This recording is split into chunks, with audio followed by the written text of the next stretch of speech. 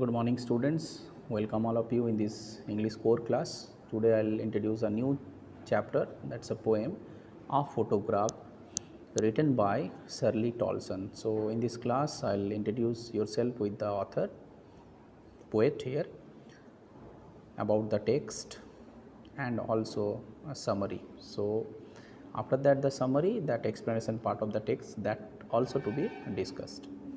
Okay, so let introduce with the author. Here it's a poet. Shirley Tolson was born on 20th May 1924 in Henley on Thames, England. She had a great passion for writing and was greatly influenced by her father, who was a writer too. She secured a BA in literature from the Brockenhurst College in London in the year 1953, and shortly she took writing as a career, but also served as the editor for many magazines in the meantime. So this is the short description about Shirley Tolson. Influenced by English literature and started writing, also served as editor for many renowned magazines that period of time. So this is a poem that you know that you have in the text. This is the text that I'll explain. The poet here in this poem describes how deeply she feels the loss of her mother. Her mother has been dead for more than 12 years. The poet recalls how her mother used to look at a photograph and remembered her own childhood. This is the introduction part, and when the poem begins, the poet looks at the photograph of her mother, which was taken when her mother was 12 years old. She had gone for a sea holiday, correct, with her cousins Betty and Dolly, and while they were paddling to the sea beach, her uncle clicked a photograph. Each of the cousins was holding the hands of the poet's mother, who was the oldest among them, and all the three of them stood smiling through their hair while the photo was taken. Her mother had a sweet face, but it was a time before she was born. Years fled past since then after, and her mother grew up into an adult. They all underwent changes while the sea stood still. After about 20 or 30 years, the poet's mother would look at the photograph, laughing nostalgically and remembering the past. She would appreciate the dress worn by the cousins Betty and Dolly. The sea holiday belonged to the past of her mother, and the poet still remembered how her mother would laugh looking at the snapshot. For the poet, both these bring great sadness and acute sense of loss. Her mother died 12 years ago, and now the poet has nothing to say about this circumstance of this photograph. The silence of the whole situation, that silences the poet and leaves her quiet. Correct? So this is Shirley Tolson, this is the poem, this is a photograph.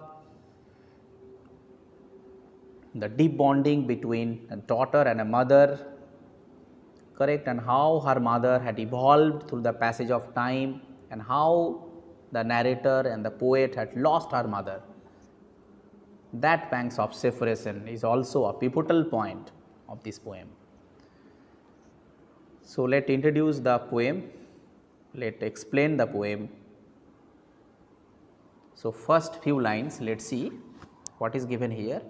First three lines, first four lines better to explain first. The cardboard shows me how it was when the two girl cousins went paddling, each one holding one of my mother's hands, and see the big girl some 12 years or so. These are the first four lines. You know, the paddling means walking here. In these lines, the poet is looking at an old photo album which is made of cardboard. Cardboard, you know, steep paper, which intact the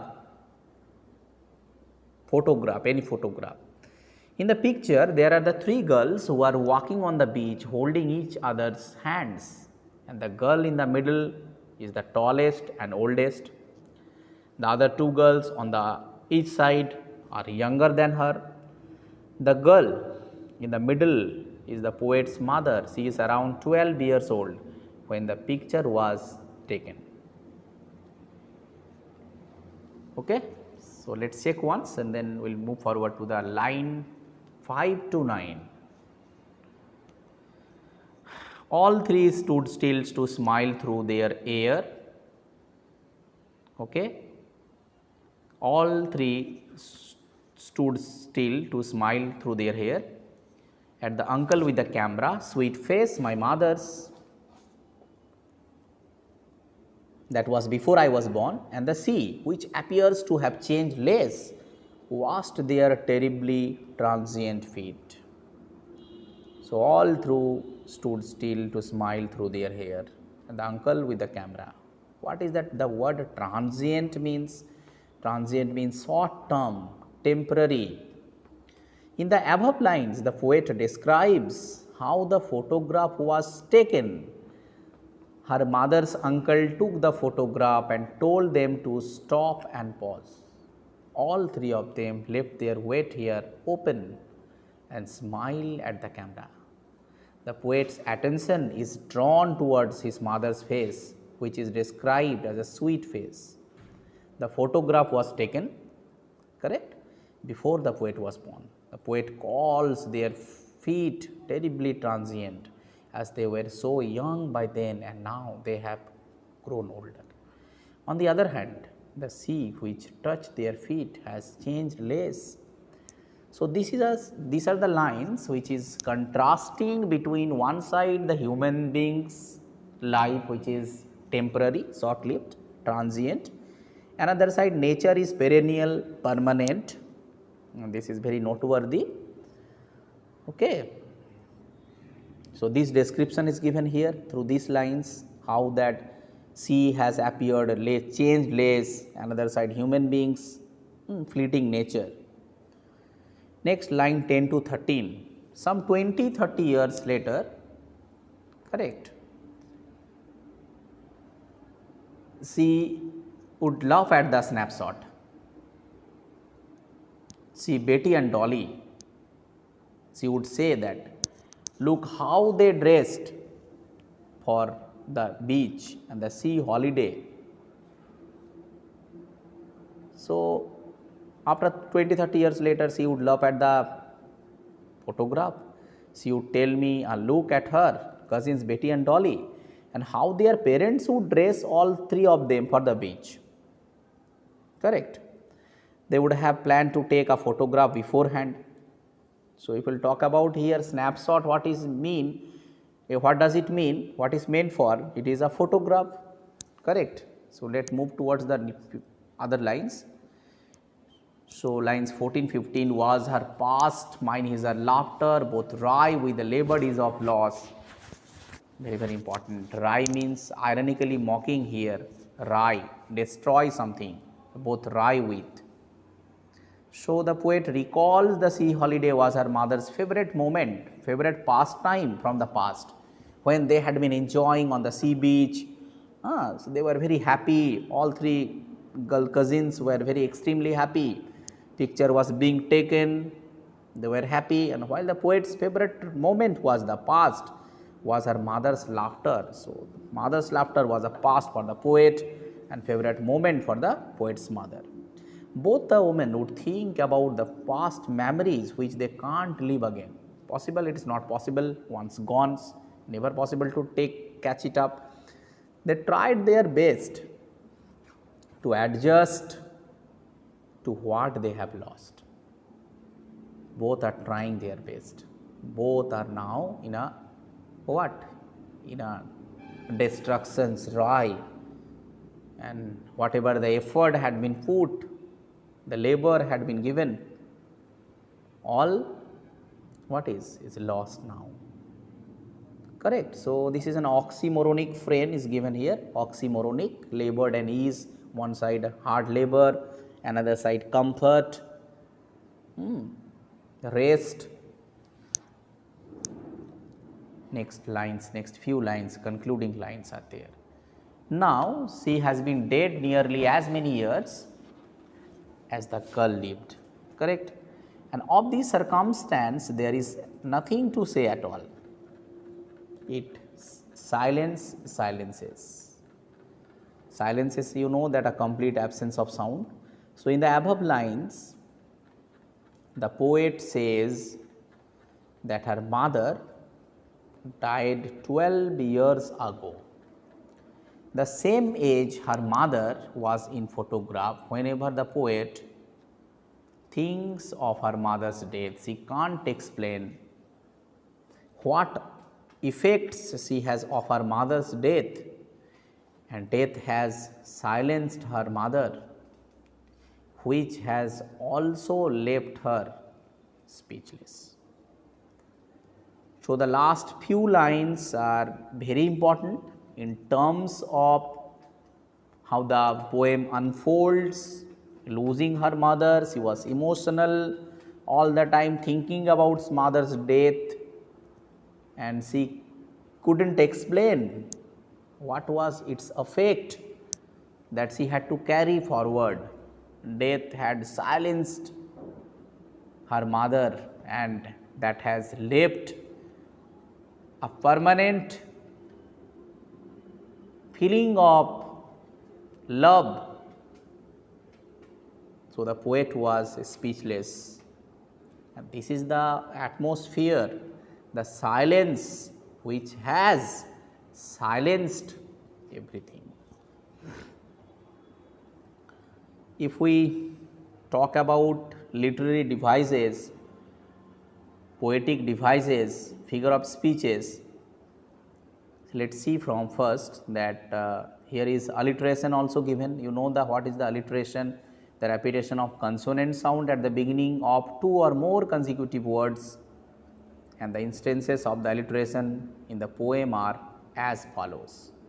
The repetition of a consonant sound, beginning of two or more consecutive words, correct. So, we have got so many alliteration. See here first, stood still, that is alliteration, stood still, correct. Through there, same line. My mother's, after the next, after line that sweet face my mother's, that my mother's.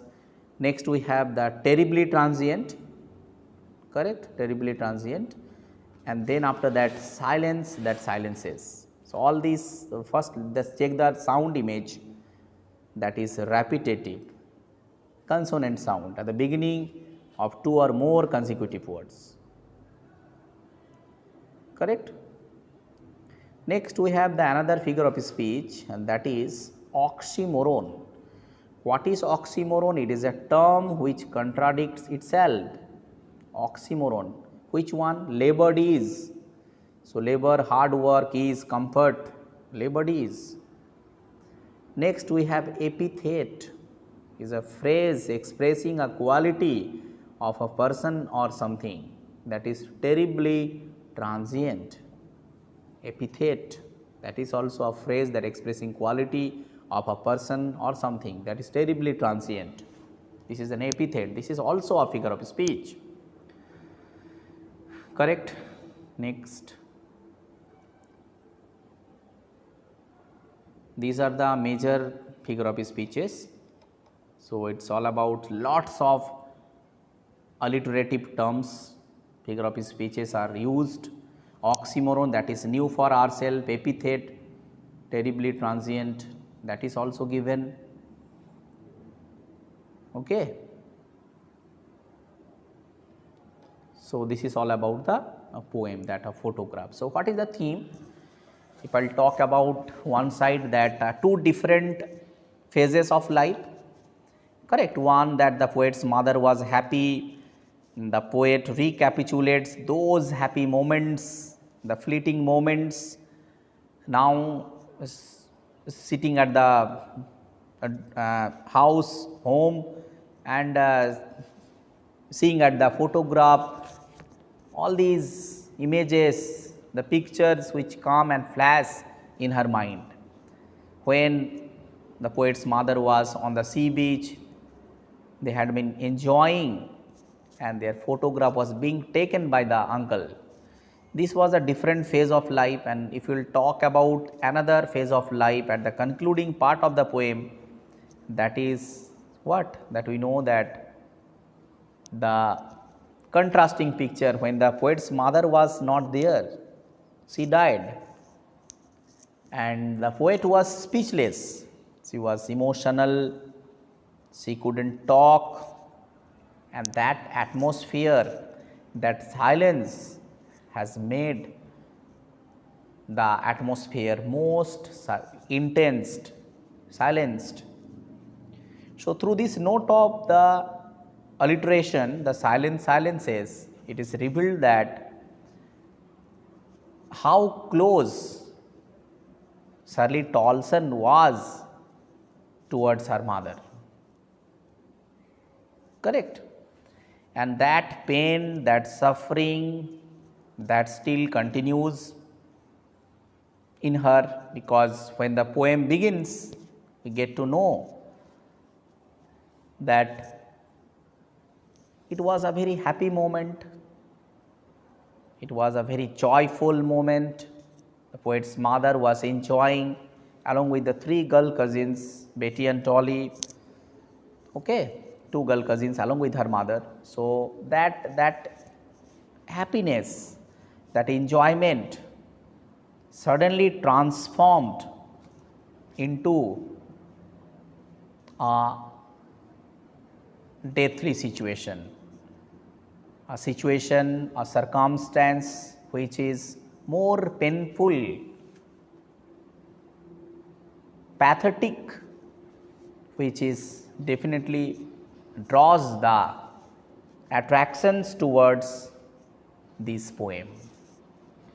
If we talk about these figure of speeches that I have discussed, alliterations, the repetition of a consonant sound at the beginning of two or more consecutive words, so stood still through there, my mother's terribly transient, silent silences, definitely noteworthy. And oxymoron, that term is very important, that is very what? The contradictory term, sitting side by side, one is there labored, the hard work, and another side we have the ease, okay, the comfort. So, that is given, and another side that is given the another figure of speech, that is that transferred epithet, okay, that a phrase expressing quality of a person or something terribly transient, that is also very meaningful. If we talk about, there is another word, that is cardboard. What does it mean? That is a frame, correct? What is the cardboard? It is a frame which supports the photograph, and this word has been used in the poem because the picture is very old when the cardboard was used as a photo frame. Next we have what has the camera captured? This is very important question also. The camera has captured the poet's mother and her two cousins Betty and Dolly on the beach. Next we have the different flow of thought, that what has not changed over the years, contrasting images, that is the lines, that sea which appears to have changed place, that depicts the sea which touched her mother's feet is the one which has not changed over the years. Whereas her mother and her cousins grew older, the sea symbolizes eternity, immortality, human being has a lifespan, has to die one day, life is not permanent. The poet is sad because about her mother's demise 12 years ago, and her love is her favorite past memory. Correct. So, these questions will check once. Okay, what is the meaning of the word? That is the both rise with the liberties of loss. This is very important. So, in the above lines, that the poet's mother felt pain. Correct. Whenever she saw the old photograph, because the innocent childhood days would never be back, and those are just the memories. While the poet has lost his mother's 12 years ago, and she misses her a lot and recalls her laughing and pointing out the outfits they used to wear at the beach holidays. Both of them lost something. What does the circumstance refer to? This is very important also. This is the word that the circumstance refers to the present situation. The poet which is painful memories has having, who have been diseased, correct, 12 years ago, while looking at the old photograph of her mother's childhood makes her miss more.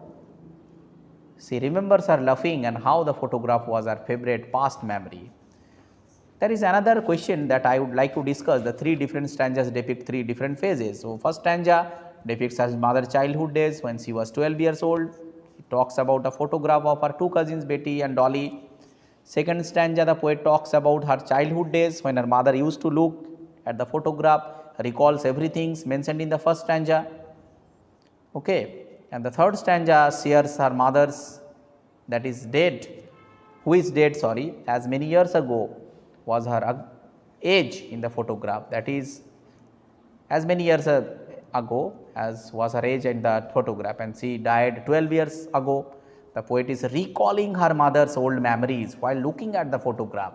She is at pain and misses her deceased mother. She has no words to describe her grief. Okay, so this is the concluding part of the poem. Next video, next class, I'll bring a new chapter, I'll come up with a new chapter and to be explained. Okay. Thank you students. Have a nice day. Bye everyone.